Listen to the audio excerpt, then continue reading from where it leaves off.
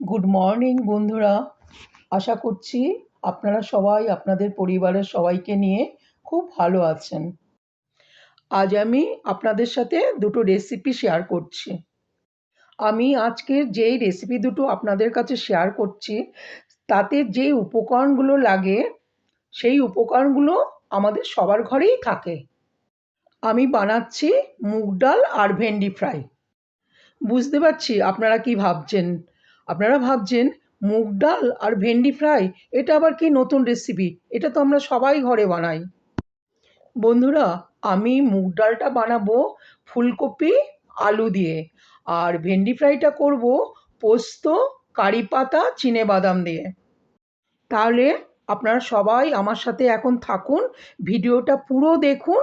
আর যেই যেই উপকরণগুলো আমি দিয়ে বানাচ্ছি সেগুলো সব আমি স্ক্রিনে শেয়ার করছি, আপনারা দেখতে থাকুন, আমার সঙ্গে থাকুন।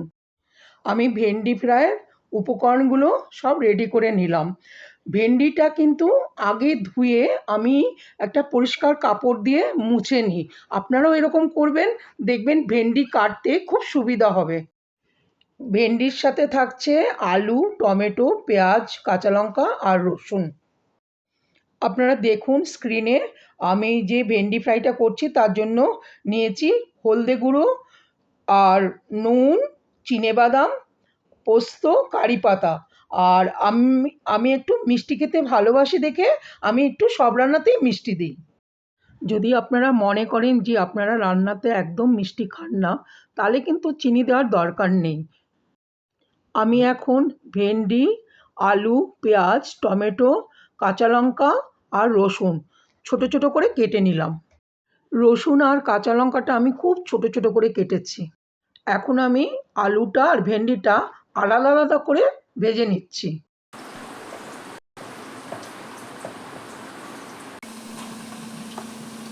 আলু ভাজাটা আর ভেন্ডি ভাজাটা আমি আলাদা করে সরিয়ে রাখলাম। এখন আমি কড়াইতে তেল দিয়ে পেঁয়াজটা আর রসুনটা আর কাঁচা লঙ্কাটা একটু নেড়ে নিলাম। এর সাথে এখন আমি টমেটো, কারি পাতা আর বাদামটা মিশিয়ে নিলাম। টমেটোটা যখন একটু নরম হয়ে আসছে তখন আমি ভেন্ডি ভাজা যে সরিয়ে রেখেছিলাম সেটা আর আলু ভাজাটা একসাথে এখন মিশিয়ে দিলাম। পেঁয়াজ টমেটোর সাথে আলুটা, ভেন্ডিটা আরও 2-3 মিনিটের মতন আমি নেড়ে চেড়ে নিলাম। নামাবার আগে আমি পোস্তটা খুব ভালো করে মিশিয়ে নিয়েছি। পোস্তটা দেওয়ার পরে যখন বুঝতে পারবেন যে পোস্তটা আলু ভেন্ডির সাথে মিশে গেছে, তখন বুঝতে পারবেন আপনাদের ভেন্ডি ভাজা কমপ্লিট। মুগ ডালটা বানানোর জন্য যে ফুলকপি আলু নিয়েছি সেটা কিন্তু খুব অল্প পরিমাণে। ফুলকপি আর আলুটা খুব ছোট ছোট করে কেটে নিতে হবে। এবার আপনারা দেখতে থাকুন আমি ডালটা কিভাবে বানাচ্ছি। বন্ধুরা, আমি যখন ভেন্ডি ফ্রাইটা করছিলাম তার পাশের ওভেনে আমি মুগ ডালটাকে বয়েল করে রেখেছিলাম। বয়েল ডালটার সাথে একটুখানি হলুদ মিশিয়ে গ্রাইন্ড করে রাখলাম। আমি এখন কড়াইটা বসালাম। কড়াইটা যখন গরম হয়ে গেল তখন আমি একটু ঘি দিলাম। আমি কিন্তু এই ডালের প্রিপারেশনে কোনো তেল ইউজ করিনি। ঘিটা যখন গরম হয়ে গেল তখন আমি একটু জিরা আর শুকনো লঙ্কা ফোড়ন দিলাম। ফোড়নটার সাথে সাথে কাটা ফুলকপি আর কাটা আলুগুলো আর একটু ক্যাপসিকাম কাটা ছিল সেটাও আমি ফ্রাই করতে শুরু করে দিলাম। তো ফ্রাই যখন হয়ে এসছে তখন আমি ডালটা মিশিয়ে নিলাম। ডালটার প্রিপারেশনে আমি একটু আদা কাঁচা লঙ্কা রেখেছিলাম, আর আদা কাঁচা লঙ্কাটা আলাদা আলাদাভাবে পেস্ট করে নিয়েছিলাম।